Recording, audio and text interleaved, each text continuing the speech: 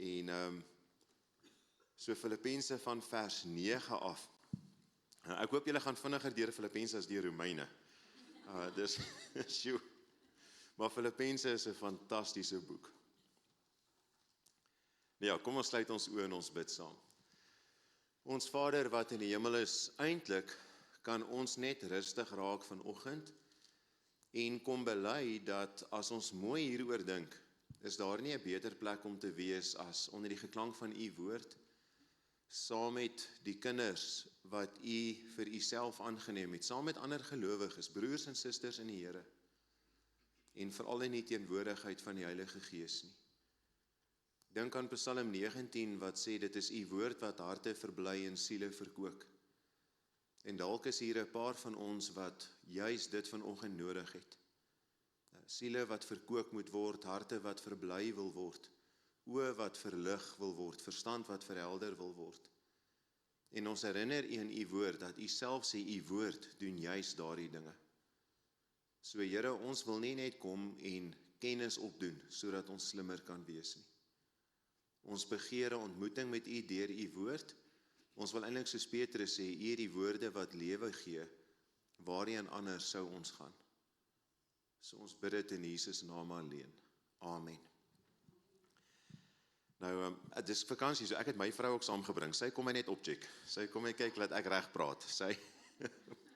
Ja, ek het haar arm gedraai om saam te kom, want ek het vir haar, elke keer as ek hier was, dan sê ek vir haar, dis vir my 'n besondere geleentheid.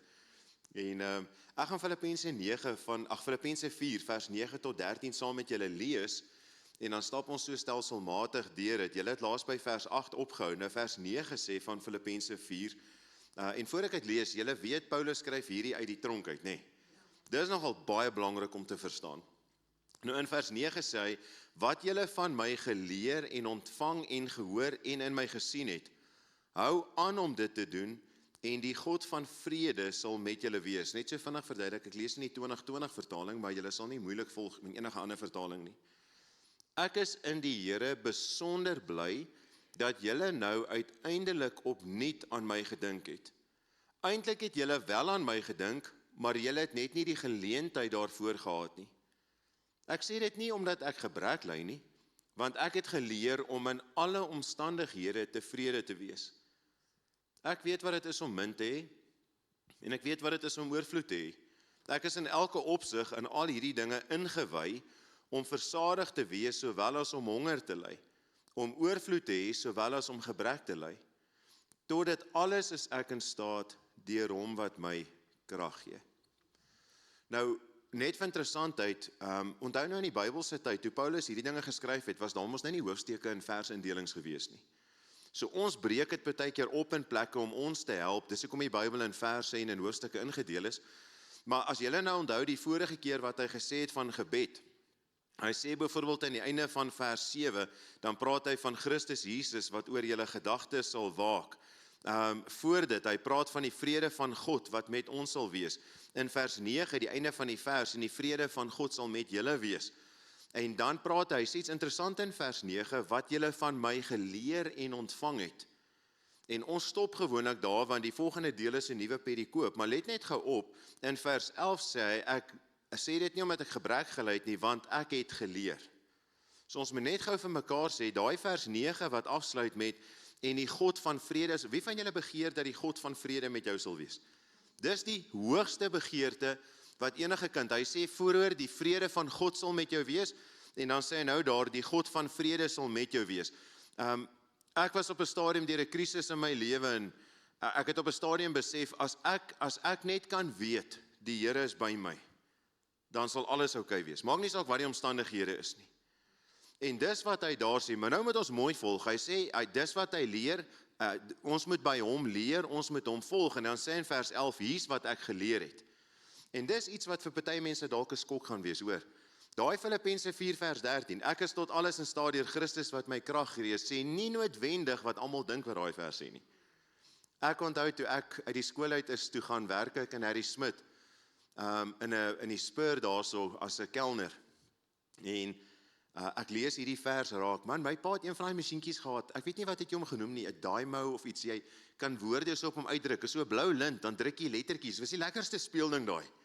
En ek het Filippense 4 vers 13 uitgedruk. Ek is tot alles in staat deur Christus wat my die krag gee en ek het dit teen my spieël geplak.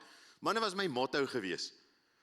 Ek het so 'n paar jaar terug die voorreg gehad om met van die ouetjies wat in die Valke se rugby kliniek deel van die rugby span word, om met hulle die evangelie te deel. Ek ontmoet 'n ouetjie daar, man, hy het sulke biceps en are. Dan het hy so 'n tattoo hier op sy bicep, Filippense 4 vers 13. Ek is tot alles in staat deur Christus wat my krag gee. En vir baie mense is Filippense 4 vers 13 so 'n motiveringsversie, dat as ek my kop op iets sit, dan kan ek enigiets doen. En dis nie wat daai vers sê nie. Dis nie wat daai vers in hierdie teks beteken nie. Baie mense sê, daai vers beteken, as ek net genoeg glo en die Here is by my, kan ek alles doen wat ek graag wil.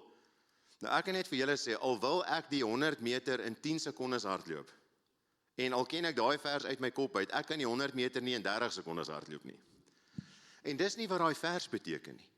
So as hierdie 'n Bybelstudie is en ek en julle gaan saam deur dit gaan, jare terug, kyk ek 'n prediker op TV in Kaapstad.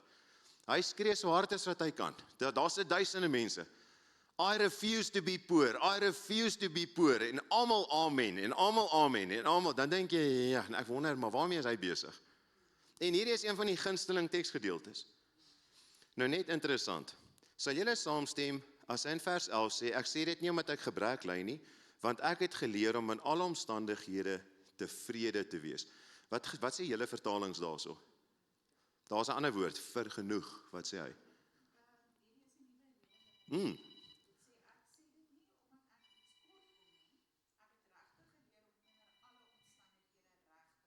Reg te kom, om altyd reg te kom, het een van julle vertalings die woord vergenoeg, om in alle omstandighede, ek dink die ou vertaling 53, vergenoeg te wees, 2020 vertaling tevrede. Sal julle saamstem, as ons sit in 'n Bybelstudie forum, en ek vra vir jou, sal julle saamstem, die gedeelte help my en jou om vergenoeg te wees? Dis net basies, dit sou die eerste vraag wees. Waaroor gaan die gedeelte? Hy sê, leer by my, hier's wat ek geleer het, as jy wil hê die God van vrede moet by jou wees, leer om vergenoeg te wees. Onthou waar ons begin het, nee, die God van vrede wil ons hê moet by ons wees. Daar's 'n ou legende in die kerk se geskiedenis wat vertel word van 'n man, hy wou bitter graag vir Paulus ontmoet. En hy gaan toe en hy ontmoet vir Timoteus. En hy sê vir Timoteus, hoorie Timoteus, kan jy my nie net help? Ek wil Paulus ontmoet. En Timoteus gaan na Paulus toe in die tronk en hy sê, hier's hierdie ou wat jy wil ontmoet. Onthou is net 'n oorvertelling, hoor. Maar hy sê, ek wil jou ontmoet, of hierdie ou wil jou ontmoet. En Paulus sê, dis reg. En die ou ontmoet vir Paulus. Maar hy sê, hy kom uit en hy praat met Timoteus. Hy sê, toe kan hy sel instap. Toe's Paulus net so tevrede. En hy vra vir Timoteus, maar Timoteus, wat is die geheim van sy tevredenheid?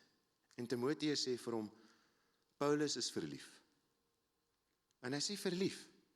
Hy sê, ja, hy is verlief op Jesus Christus. En hy vra vir hom, maar is dit al?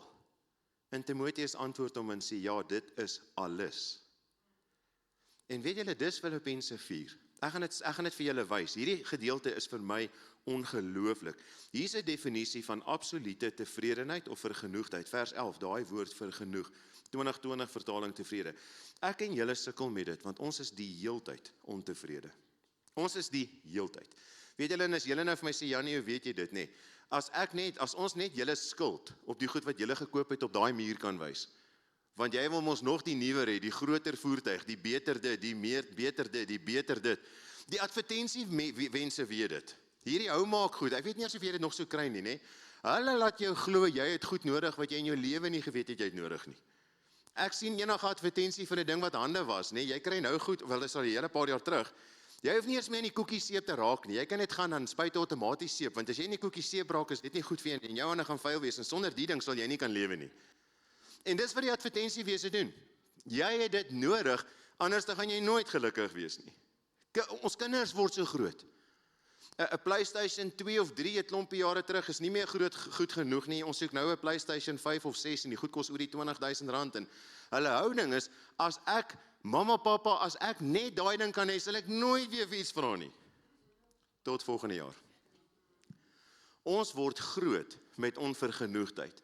Ons het die heeltyd hierdie ding, as ek net dit of dat kan hê, sal ek gelukkig wees. En dalk, ek praat nou van die kinders, net dalk moet u net self daai streepie invul. Ek sal meer gelukkig wees as ek net dit in my lewe kan kry. En dalk is dit nie 'n iets nie, dalk is dit 'n wat. Dalk is dit, ek sal meer gelukkig wees as ek 'n ander werk kan kry. Ek sal meer gelukkig wees as ek in ander omstandighede kan wees. Hoor gou hier, ek sal meer gelukkig wees as ek net gesond is. En ons het altyd iets wat ons in daai streepie invul, ek is ontevrede want ek wil net dit hê, dan sal ek gelukkig wees.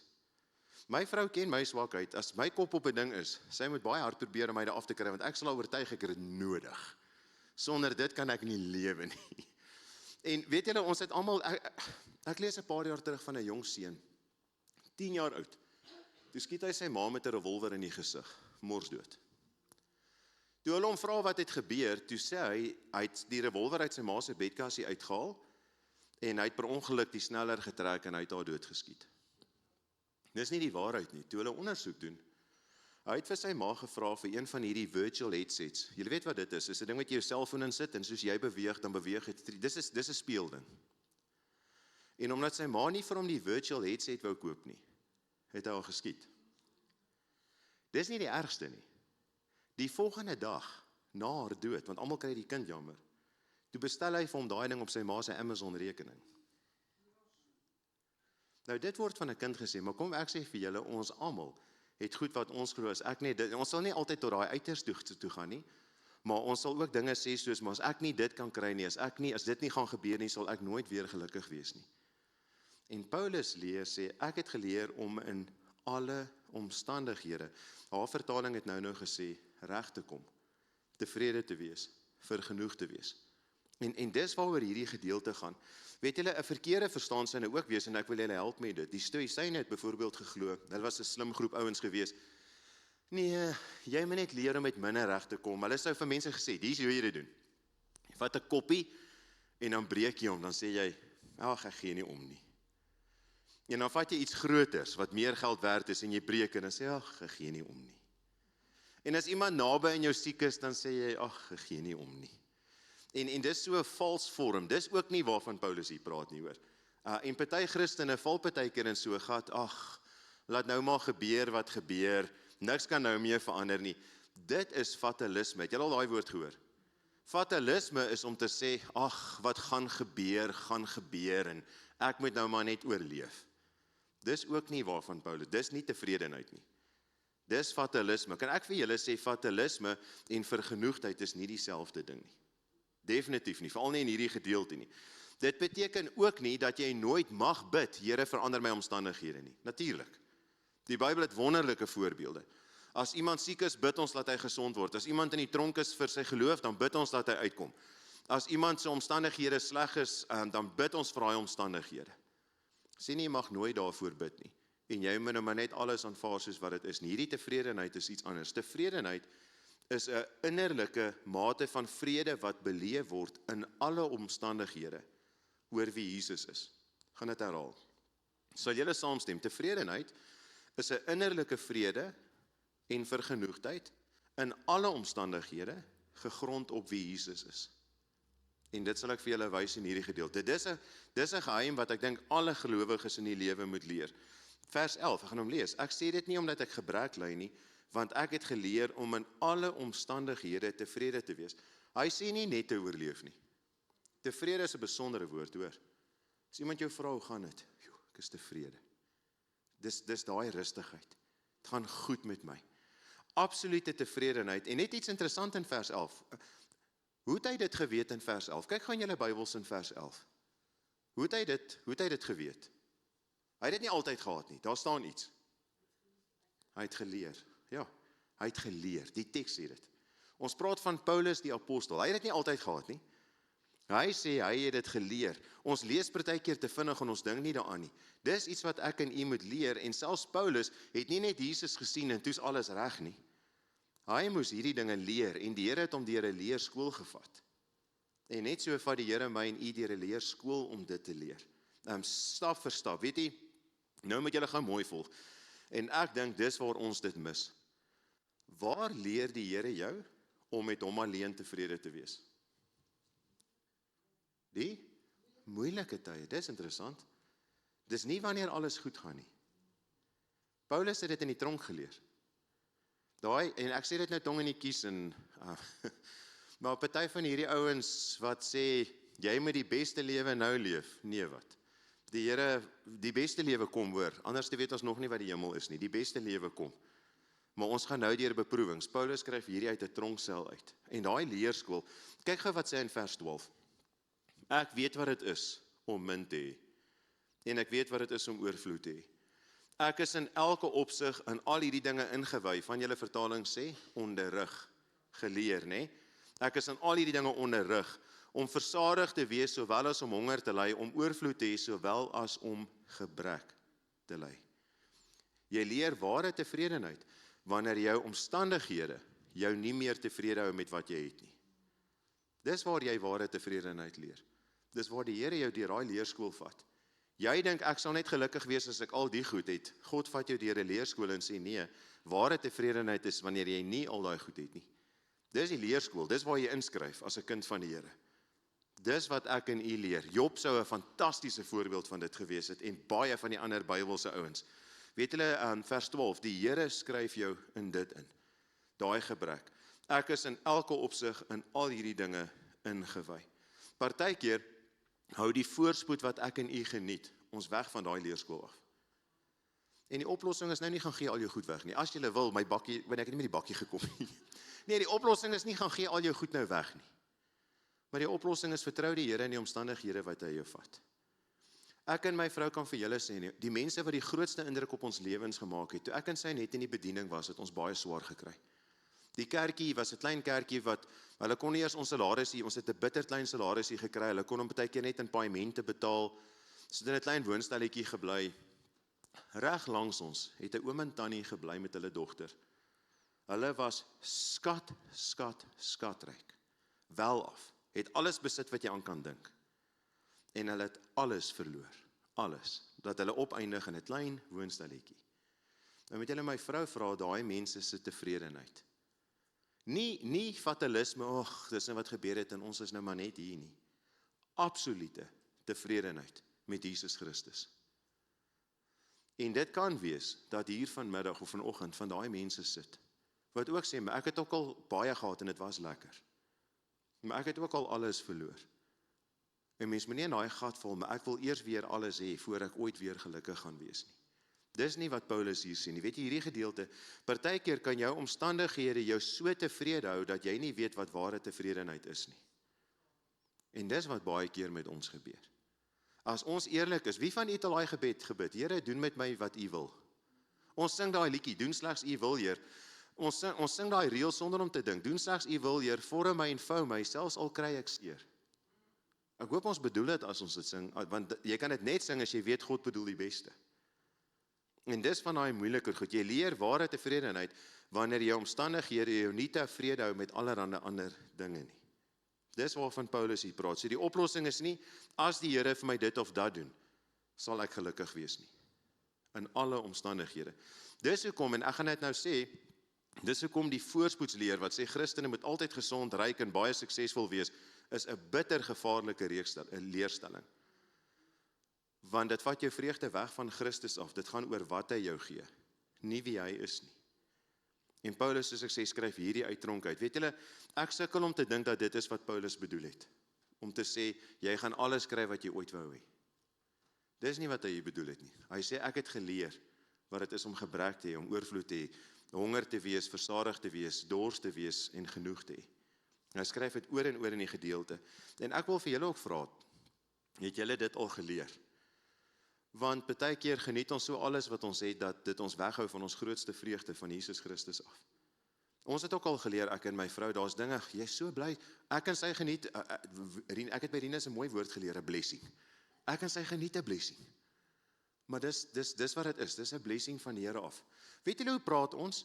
As ons van mekaar dinge sê, nee, luister 'n bietjie hoe praat gelowiges, dan stop mense by die kerk buite, en dan kom hulle, die Here het my hierdie week so gebless, ek het daai ding gekry, en ek het dit gekry, en ek het dat gekry, en dis nie verkeerd nie, die Here seën.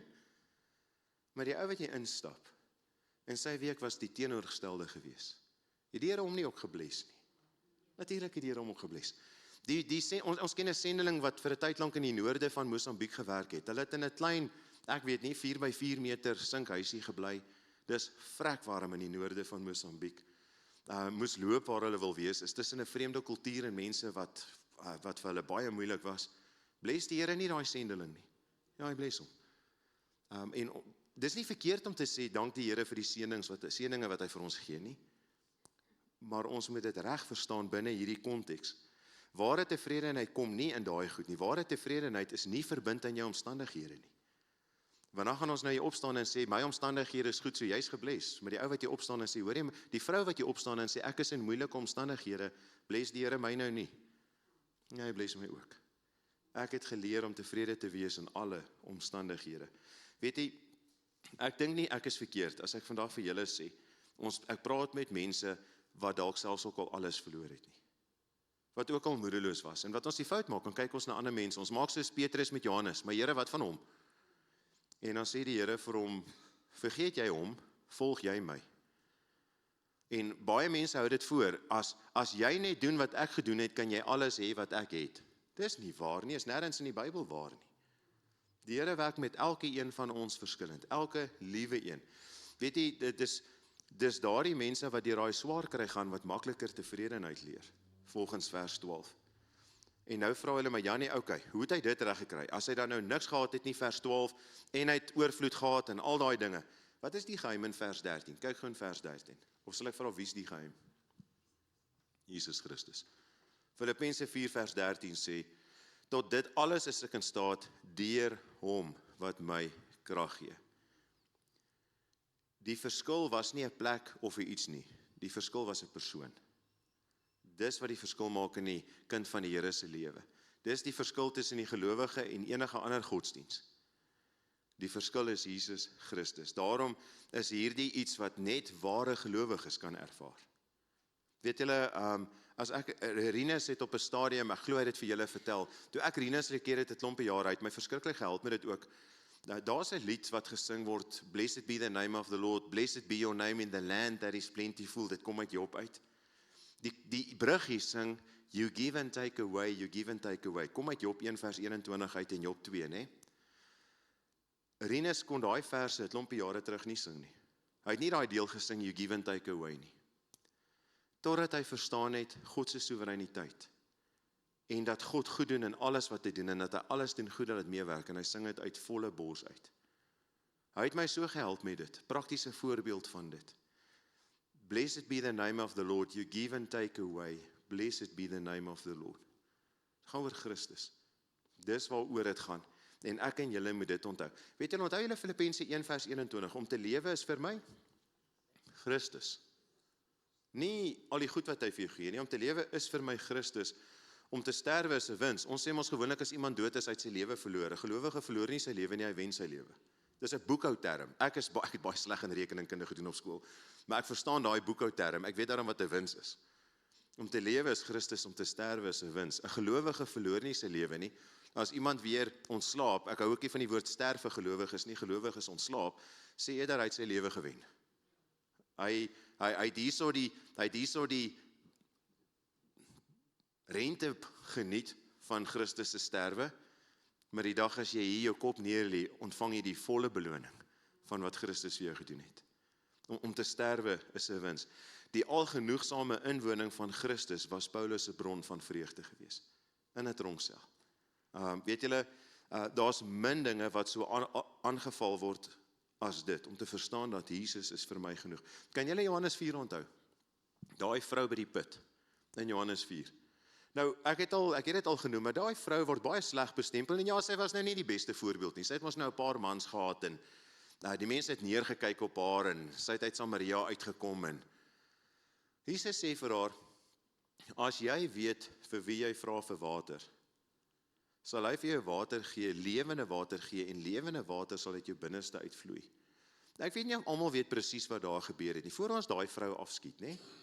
Want Jesus sê ons vir haar, die man wat jy nou het is ook nie jou man nie, jy het al 4 of 5 gehad, en die een wat jy nou het, weet julle, voor ons haar te vinnig afskiet, weet julle wat vir daai vrou gehad het? Geluk. En ons almal begeer dit. Ons begeer dit in ons huwelike. As hierdie een nie die regte is nie, en hy los my, dalk is die volgende man my grootste vreugde. Dis eintlik heel waarskynlik al wat sy gedoen het. En hy het haar gedrop, en as ek net die regte man kan kry, sal ek gelukkig wees, en dis 'n baie mooi begeerte. En Jesus sê vir haar, jou grootste vreugde is nie in daai goed nie, jou grootste vreugde is in my. En sy het dit gesnap, want sy hardloop ons toe en sê, is dit nie hy van wie ons gehoor het nie? Wil julle ook help met dit? As jy dink, my grootste vreugde, of as ek net dit kan kry. Hier sit dalk mense wat selfs in ongelukkige huwelike is. Moenie soos die wêreld doen, ruil jou man in vir 'n ander een nie. Nee, wat is nie die oplossing nie, of andersom. Nee, jou grootste vreugde is in Christus. 1 Petrus 3, skryf vir vrouens in sulke huwelike. So jou grootste vreugde is in Christus. As jy weet vir wie jy vra vir water, sal hy vir jou gee, en lewende water sal, en nie uit sy binneste nie, uit jou binneste uitvloei. Dis hoe geloof. Dis wat met Paulus gebeur het in die tronksel. Lewende water vloei uit hom uit. Want Christus is sy grootste vreugde. Selfs die sielkunde wil nie, jy moet dit glo nie. Sielkunde sê vir jou, nee, hierdie Christus ding, dis te simplisties. Jy moet net leer om jouself te vertrou, jy moet leer om jouself lief te hê en al daai. Julle weet daai goed staan nêrens in die Bybel nie, nê? Ek is nie teen alles in sielkunde nie, maar dis nie waar as hulle sê jy moet net het julle al goed gehoor soos jy moet leer om jouself lief te hê. Waar staan dit in die Bybel? Nou gaan julle vir my sê, ja nie, die Bybel sê jy moet jou naaste lief hê soos jouself. Daar staan nie jy moet jouself lief hê nie, daar staan jy het jouself lief. As jy jou fotoboek van die skooljaar oopmaak, wie se gesig soek jy heel eers in daai foto? Jou eie gesig. Jy like jouself. Daai is 'n aanname in die Bybel. Daai is nie 'n opdrag om jouself lief te hê nie. Almal van julle wat hier sit, het julle hare vanoggend gekam en gedoen. Hoekom? Want jy hou van jouself. Ons hoef nie daaroor, mense wat sê ek haat myself. Die Bybelse oplossing is ook nie haat jouself nie. Die Bybelse oplossing is vergeet jouself. En kyk na Christus. Vergeet jouself en kyk na Christus. En ek noem dit vir julle, so sielkunde wil vir jou sê, glo net in jouself. Die wêreld wil vir jou sê, volg net jou hart. Dis die swakste raad wat iemand ooit, en as julle het vir julle kinders gesê, asseblief moenie vir jou kind sê, volg jou hart nie. Jeremia 17 vers 9, bedrieglik is die hart van die mens, bo baie dinge, volg Christus. As ons volgens ons harte moet optree en ons gevoelens, het my vrou my lankal doodgemaak. Daar's mos kere wat jy voel, ek gaan jou iets aandoen. En julle het julle kinders lankal doodgemaak. Moenie volg jou hart nie. Volg Christus. So moenie na wêreldse raad luister nie. Psalm 1, wandel nie in die raad van goddeloses nie. Wandel nie in die raad van mense wat nie Jesus Christus ken nie. Die grootste vreugde is in Christus. As julle notas maak, Johannes 15 vers 11, Galasiërs 5 vers 22, dis Christus alleen. Dis Paulus se ding. Nou net vir interessantheid. Wil God hê jy moet gelukkig wees? Ja. Dis baie belangrik. God het Paulus deur 'n leerskool gevat, en wat wil God hê volgens vers 9? En die God van vrede sal met julle wees. Moet ook nie wegloop en dink, ja, die Here wil nou net ek met alles prys gee, en hy wil nie ek moet gelukkig wees nie. Jesus sê ek het gekom sodat julle blydskap wat kan wees? Volkome. Dis waarvoor God wil hê ons moet bly wees. En die leerskool, al verstaan ek en julle dit nie altyd nie, daai leerskool is om my en jou te help om regtig gelukkig te wees. Daar agter, ja.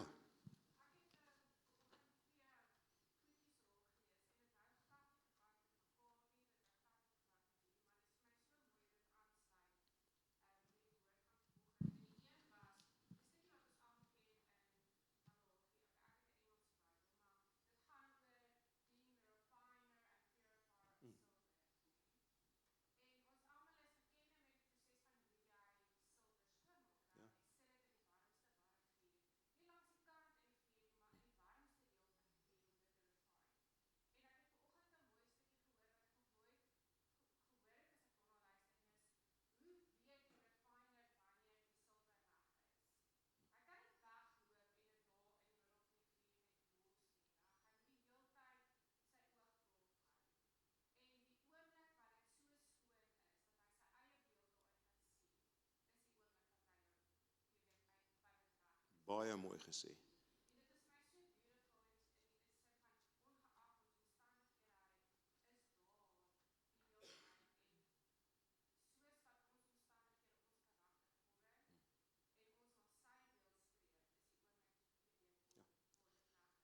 Dis die mooiste beeld. Dis 'n pragtig, en weet julle, in ons les, in dit wat Filippense staan, daai dinge, daai onsuiverhede wat uithaal, is die afgode in ons hart. Dis die goed waaroor ons tevrede is, waarmee ons nie tevrede moet wees nie. Ons is nog nie genoeg tevrede met Christus alleen nie.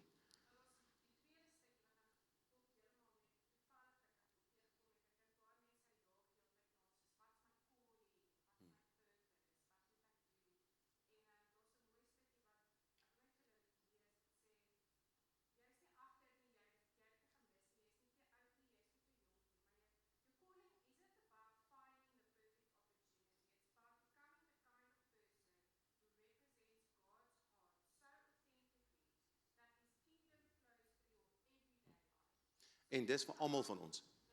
Ja. God se plan met jou, iemand het dit eendag mooi gesê, God's plans for you is not your comfort, but your Christ-likeness.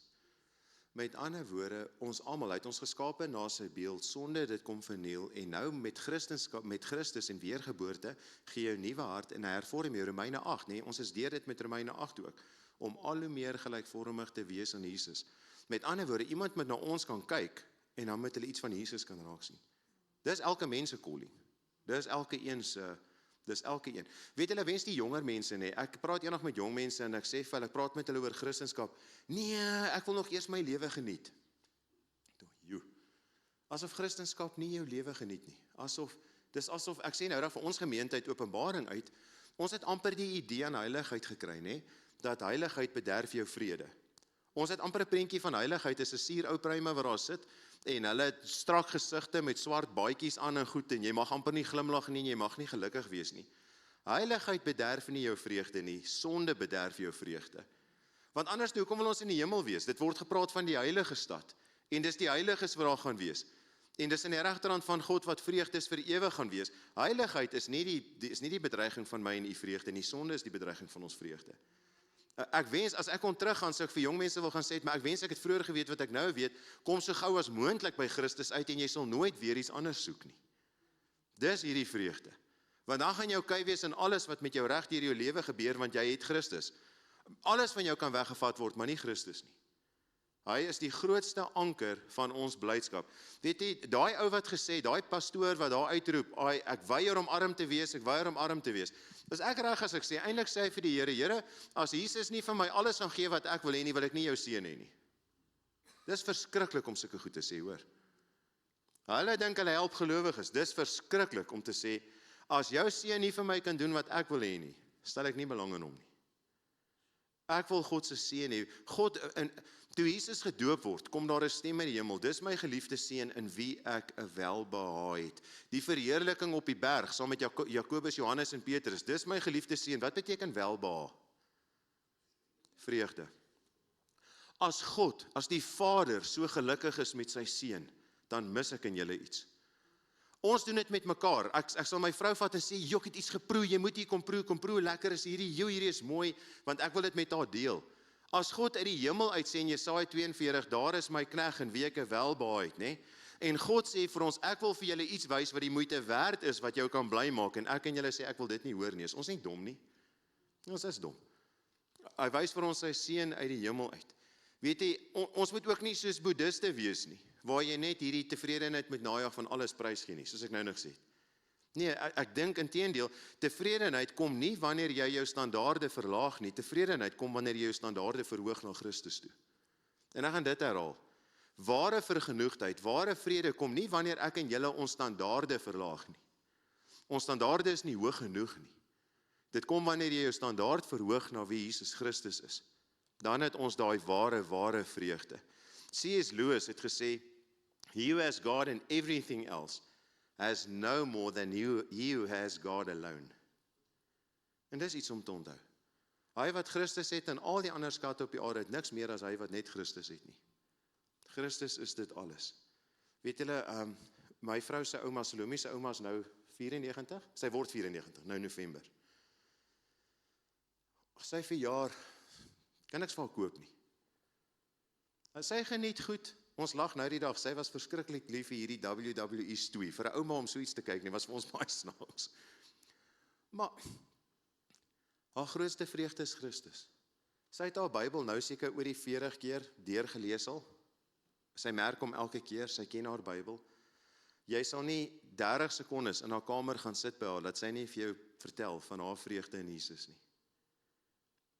Sy besef, dis haar grootste vreugde. Ons kan nie sê, kom ons gaan doen gou dit, kom ons, nee. Toe ek al leer ken het, ek en Salome is nou 20 jaar getroud, toe ek al leer ken het, ek sê, ja ouma, jy moet hierdie boek lees. Nee, ek spaar my oor net vir die Bybel. Dit is nie verkeerd om ander boeke te lees nie, maar sy is 'n besondere voorbeeld van tevredenheid met Christus. Ek wil met dit afsluit. Weet julle, wie van julle onthou so 13, 14 jaar terug, die Jumpstart diet, juice fast, onthou julle dit? Ons het so 'n paar ouens in ons kerk gehad, paar vriende, jy koop so juicer, dan vir 7 dae drink jy net sappe. Dis gemmer met beet en wortels en allerlei vreemde spinasie en allerlei goed. Ons is ook daardeur. Maar ek en my vrou, ons het daai tyd nie geld gehad vir daai Jumpstart ding nie. Ons gaan koop so 'n klein Philips versappertjie. Mag, wat 'n frustrasie. Jy met die appel in klein stukkies 300 watt. Jy met die appel in sulke klein blokkies sny, anders kan hy dit nie stukkend maak nie. Ek en sy so gefrustreerd, game op daai stadium met daai 7 dae geld terug waarborg gehad nie. Ry maar weer die brandstof uit, gaan game toe, ons soek ons geld terug, hierdie ding is gemors. Ons koop toe 'n Milex dink ek of iets, nee, ek kan dit nie onthou nie, maar 700 watt. Magies daai ding. Jy vat so appel, dan sy versap. Ons het hom nou nog, ek dink ons het hom nou nog. Jy vat 'n komkommer, daai hele ding, dan sy so deur. Dit is nou 'n dom illustrasie, maar weet jy wat? Christene wat net gelukkig is, wanneer die lewe goed gaan. Hulle weet nie wat die krag van Christus is nie. Hulle is daai 300 watt dingetjie. As ek net ryk kan wees, as ek net alles kan hê, dan kan ek dit handle. Daai woorde wat sy nou nog sê, dan kom ek reg. Weet julle wat 'n Christene beïndruk my? Die Christene wanneer die lewe jou regtig hard hanteer. En wat dan reg is. Hulle is daai 700 watt een. Hulle is daai ene.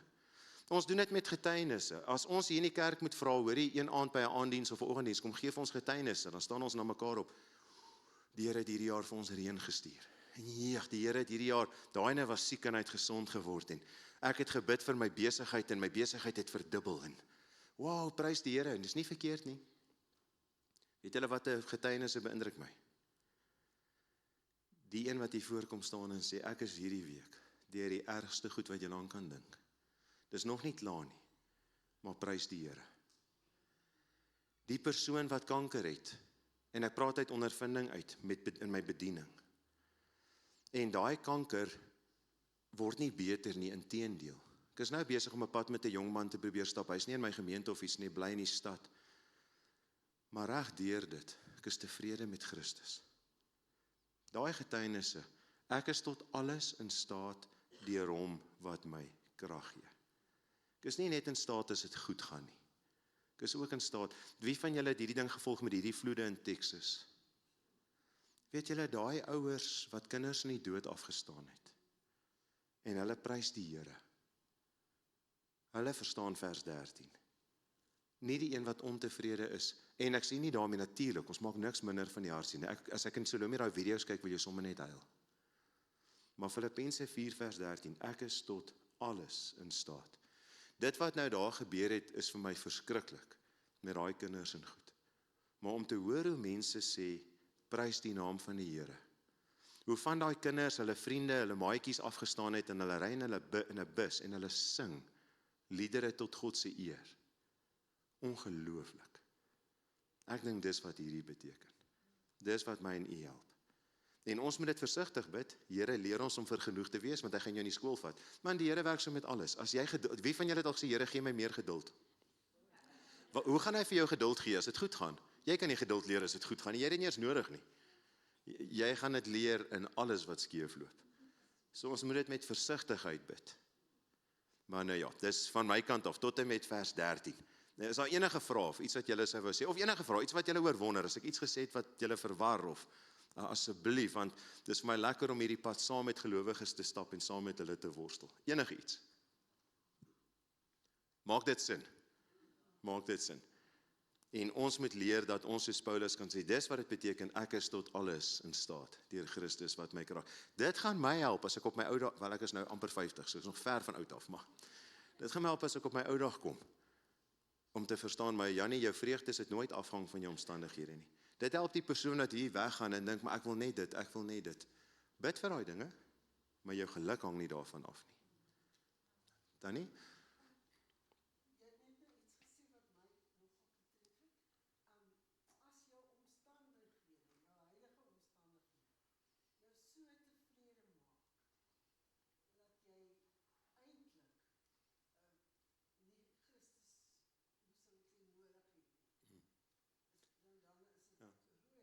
En ons moet versigtig wees, want dit kan die duiwel ook wees.